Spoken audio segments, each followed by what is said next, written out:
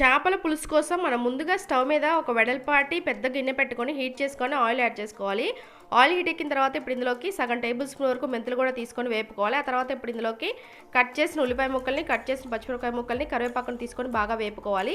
ఆ తర్వాత ఇప్పుడు ఇందులో టేస్ట్ కోసం ఒక మీడియం సైజ్ టమాటాని కట్ చేసి తీసుకొని మీడియం హీట్లోని ఈ టమాటా ముక్కలన్నీ మనకి బాగా మెత్తగా ఉడికేలాగా ఈ విధంగా బాగా ఉడికించుకోవాలి. ఆ తర్వాత ఇప్పుడు ఇందులోకి అల్లం వెల్లుల్లి పేస్ట్ అనేది తీసుకోవాలి. అంటే మనం తీసుకునే చేపలని బట్టి అల్లం వెల్లుల్లి పేస్ట్ కూడా తీసుకొని మంటని లో హీట్లోకి అడ్జస్ట్ చేసి పెట్టుకొని ఒక 2-3 నిమిషాల పాటు ఈ అల్లం వెల్లుల్లి పేస్ట్కి ఉన్న పచ్చివాసన పోయేంత వరకు దీని మొత్తాన్ని మనం బాగా ఈ విధంగా వేపుకోవాలి. ఆ తర్వాత ఇప్పుడు ఇందులోకి ఉప్పు, కారం, పసుపు అనేది తీసుకోవాలి.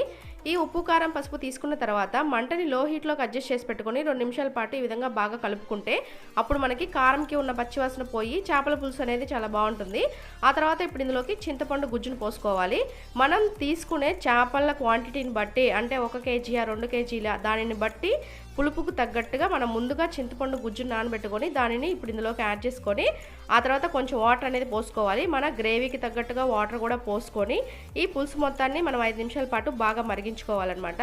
ఈ విధంగా ఈ పులుసు మరిగేటప్పుడే ఇందులోకి చేపల పులుసు మసాలా పౌడర్ అనేది యాడ్ చేసుకోవాలి.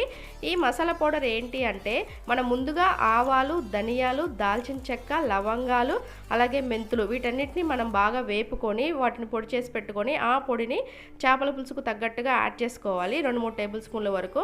ఇది బాగా మరిగిన తర్వాత మనం ముందుగా చేప ముక్కల్ని కల్లుప్పుతోటి బాగా శుభ్రంగా 2-3 సార్లు కడిగి ఆ చేప ముక్కలన్నిటిని ఇప్పుడు ఇందులోకి యాడ్ చేసుకోవాలి. ఒకదాని తర్వాత ఒకటి ఈ విధంగా అడ్జస్ట్ చేసుకుంటూ యాడ్ చేసుకోవాలన్నమాట.